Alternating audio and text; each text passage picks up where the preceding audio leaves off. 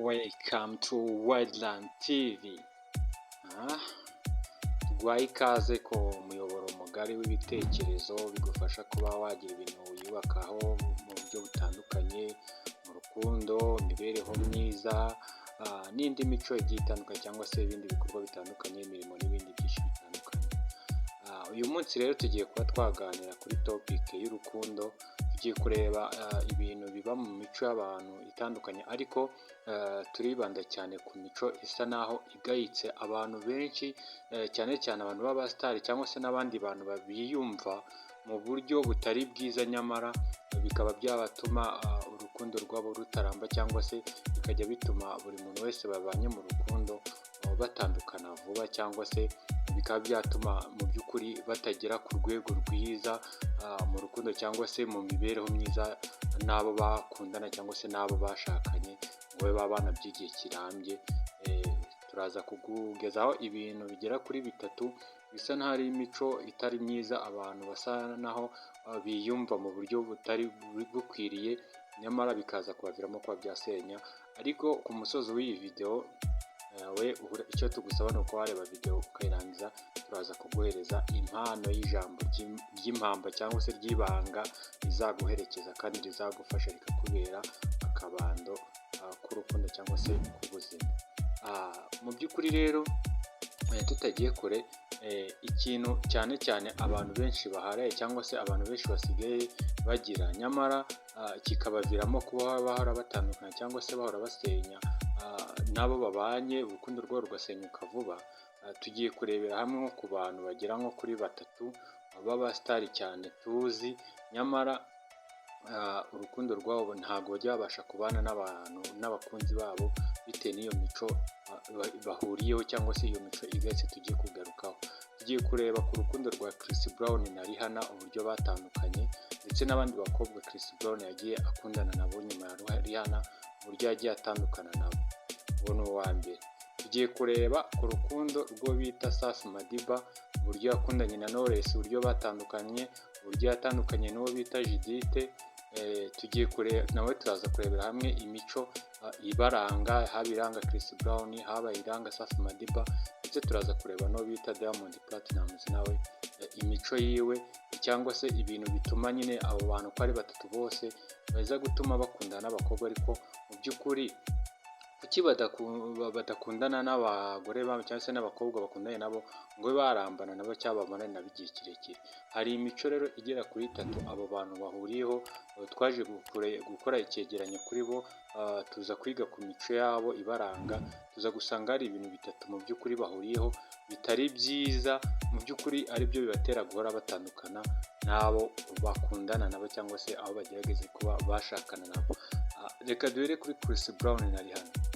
Mu by'ukuri umuntu bita Rihanna yakundaga cyane Chris Brown ku buryo burenze uko mwe mu bitekereza, ku buryo no kugira ngo batandukane, nyuma yo gutandukana ho gatoya, Rihanna we yagiye mu itangazamakuru abwira abafana be, anabasaba imbabazi, abwira yuko ari icyemezo kigoye cyane mu buzima bwe kuba yarafashe gutandukana na Chris Brown, ariko yuko Chris Brown hari imico ikomeye cyane mibi yamurangaga, ndetse nko kugira amahane, ndetse no kuba ari umuntu wiyumvaga yuko Rihanna kuba baba batari kumwe cyangwa se atamufite, Rihanna atatuza cyangwa se ari bisa naho mbese Chris Brown yari kampara kuri Rihanna.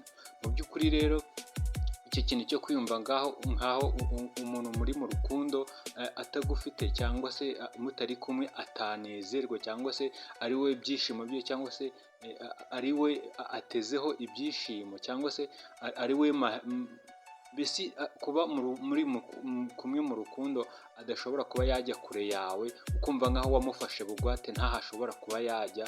Byo ni byo kwiyumvisha yuko byanze bikunze uwo muntu agukeneye cyane kuruta uko mukeneye. Icyo kintu kabisa cyane na Chris Brown. Kandi iki kintu nituza kureba no kuri umuntu bita Diamond Platnumz, nawe iki kintu murabizi neza ko akigira, ndetse undi muntu nawe tuzi neza ko akigira, ni umuntu bita Safi uburyo yatandukanye na Knowless abonye amaze kumufasha, atangiye kuba nyine we icyo yibwiraga yuko cyangwa se yatekerezaga yuko Knowless mbese kuba bakundana adashobora kuba mbese yajya ahandi cyangwa se yabona undi muntu wenda bakundana wenda wamuruta cyangwa se waruta Safi Madiba. Ibyo bintu Safi Madiba iyo abantu benshi bakunda gusa naho banariza uburyo ateye cyangwa se uburyo yifata mu rukundo, bagasanga icyo kintu agifite. N'uburyo yatandukanye na Judith, yiyumvishaga yuko kuba ari umusitari mu by'ukuri adakwiranye na Judith cyangwa se Judith atari umukwiriye, mbese kumva yuko mbese kuba ari akundanye na Judith ari nk'impuhwe yamugiriye batari bakwiranye, cyangwa se mbese akumva yuko Judith yari umukeneye cyane kuko uko yari umukeneye. Mu by'ukuri ntabwo iki kintu aba ari cyiza. Ngira ngo na Diamond Platnumz nicyo gihora gituma atandukana na buri mugore wese agerageje gushaka cyangwa se umukobwa wese bakundanye. Mu by'ukuri iki kintu cyo kwiyumva yuko umuntu muri mu rukundo asa naho ari wowe ukeneye kuruta uko wowe umukeneye, cyangwa se ukiyumvisha yuko byanze bikunze atagufite atanezerwa cyangwa se kuba agufite ari we bifitiye inyungu kuruta wowe ko nawe umufite. Iki kintu ni kimwe mu mico itari myiza kandi abantu benshi bakunda kuba bagira, nta nubwo abasitari aribo bakigira bonyine, no mu buzima busanzwe hari n'abandi bantu benshi cyane basenya ingo cyangwa se bakava mu rukundo bitewe n'iki kintu. Kuba wakwiyumvisha yuko umuntu muri mu rukundo byanze bikunze kuba mukundanya ari we bifitiye inyungu kuruta uko wowe nawe uzifite, iki kintu ntabwo ari cyiza. Ni imyiyumvire cyangwa se ni ibyiyumvo, ni umuco utari mwiza kwiyumvisha ko byanze bikunze umuntu mukundanye ari we ugukeneye kuruta uko umukeneye. Ikindi kintu rero aba basitari bahuriyeho uko ari batatu, Safi Madiba, Chris Brown ndetse na Diamond Platnumz, ni ikintu cyo kwiyemera. Mu by'ukuri aba bantu uko ari batatu ikintu cyo kwiyemera bagihuriyeho cyane. Nuza kureba umuntu, reka duhe nko kuri Diamond Platnumz, ni umuntu wiyemera cyane ku buryo yumva yuko ahantu ari byanze bikunze, niba ari nko kuri stage nta wundi muntu bashobora kuba bayisangira, cyangwa se niba ari nko muri Wasafi abarizwamo ari we muntu ufite ijambo, abandi bose baba bagomba guceceka mu gihe hari ijambo ari we usa naho arifite, cyangwa se ari abayoboje inkoni y'icyuma dukunda gukoresha iri jambo. Mu by'ukuri kumva yuko byanze bikunze aho uri, niba uri mu itsinda ry'abantu benshi ari wowe ugaragara, mu by'ukuri iki cyiyumvo ntabwo ari cyiza. Chris Brown nawe agifite, murabizi ukuntu yagiye akubita abafana bamusanga nko kuri stage, cyangwa se nk'abantu bashaka kuba bamwifotorezaho akaba yabaka telefone akayimena.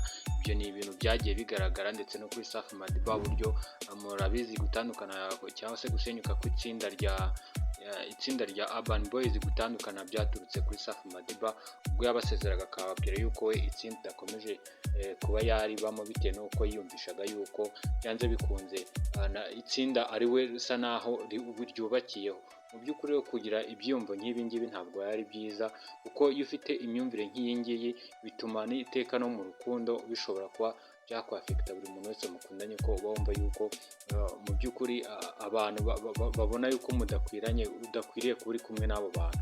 Mu by'ukuri rero iki kintu nacyo ntabwo ari cyiza, kandi muri iyi minsi abantu benshi basigaye bakigira kwiyumvisha yuko byanze kunze niba uri mu bandi bantu, cyangwa se niba ari umuntu ukundana nawe, cyangwa se ari ikindi kintu runaka ubarizwamo, niba ari imirimo cyangwa iki, ukumva ko byanze bikunze abo bandi ari we barambirijeho, mu by'ukuri akaba ari wowe ugaragara, cyangwa se ari we bubakiyeho ibikorwa mukora.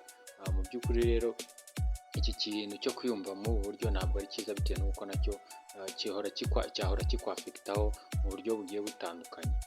Noneho ikintu cya gatatu rero aba bantu nanone bahuriyeho kandi kitari cyiza, ikintu cyo kudahindura stati. Mu by'ukuri iyo umaze gushaka cyangwa se iyo umaze kuba wakonfirima neza ko umuntu mugiye kubana, uba ukwiye kuba wahindura stati cyangwa se imibereho y'ibyo wabagamo, ubuzima wabagamo mbere y'uko ufata icyemezo cyo gushinga urugo. Mu by'ukuri uba ukwiye kuvuga ngo ubuzima nabagamo, imico n'imyifatire nagiraga mbere y'uko nshinga urugo cyangwa se mbana n'uyu muntu igomba guhinduka, bitewe n'uko none ubu ngubu ngize izindi nshingano zo kumenya ngomba kwita kuri uyu muntu, cyangwa se ngomba kwirinda ibindi bintu cyangwa se ibikorwa bishobora kuba byanteranya nawe cyangwa se byakwangiza umubano wanjye nawe. Mu by'ukuri rero umuntu bita Chris Brown murabizi ukuntu nyine yakundanaga na Rihanna, ariko nyine nyuma ya Rihanna n'ubundi ntabwo byabuza Chris Brown n'ubundi kugenda akaba yajya kumuca inyuma ku bandi bakobwa. Mu by'ukuri rero iki kintu cyo Diamond Platnumz cyo yacyogiyeho murabizi cyane, ni nacyo ahora akunda gupfa cyane n'abagore ashaka cyangwa se agerageza kuba yazana cyangwa yabana nabo. Iki kintu rero na Safi Madiba nawe tukimuzi hano, ariko wenda nubwo atari cyane ku rugero nk'urwa Chris Brown na Diamond, ariko nawe birazwi cyane ko nawe ari mu bantu bakunda abakobwa cyane. Ariko mu by'ukuri ibi ni ibintu bitari byiza mu mico y'abantu bakunda kuba bagira, cyangwa se usanga bafite bigahora batandukanya n'abakobwa bakundanye nabo, cyangwa se abagore bagerageje gushakana nabo. Ubwo rero ibi bintu mujye mubyirinda. Mu by'ukuri rero nk'uko nabigusezeranyije, ni ku musozi w'iyi video ndibuze kuguhereza impano naguteguriye wowe wabashe kureba iyi video ukayirangiza cyangwa se kuyumva. Ikintu nakubwira cy'ibanga ngiye kuba nakwibira mu rukundo kugira ngo uzabeho unezerewe mu rukundo, kandi urukundo rwawe ruzarambe, nawe ku giti cyawe ujye wumva yuko unejejwe kandi uri proud yo kuba uri mu rukundo.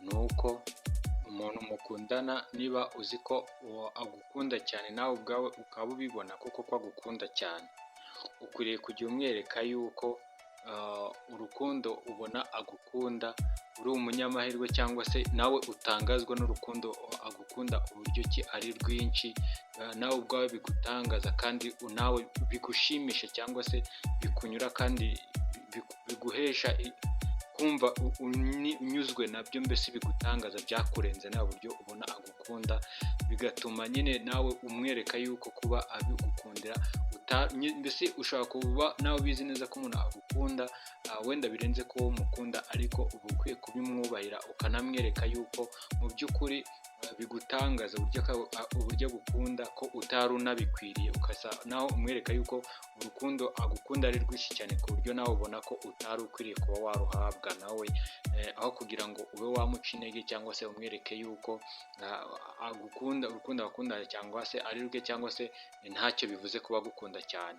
Kuba umuntu agukunda cyane hari icyo bivuze cyane, byari bikwiriye gutuma nawe umumotiva kugira ngo atazigera acika intege, ukamwereka yuko uri umunyamahirwe, cyangwa se uburyo agukunda nawe ubwawe bigutangaza kandi bikubaha cyane, ndetse ko ubyubaha cyane, kandi ko mu by'ukuri ubona nawe ko utari ubikwiye ingano y'urukundo aguha, ko nawe ubona ko utari ubikwiye, ndetse ko ubaha cyane urwo ingano y'urukundo aguha.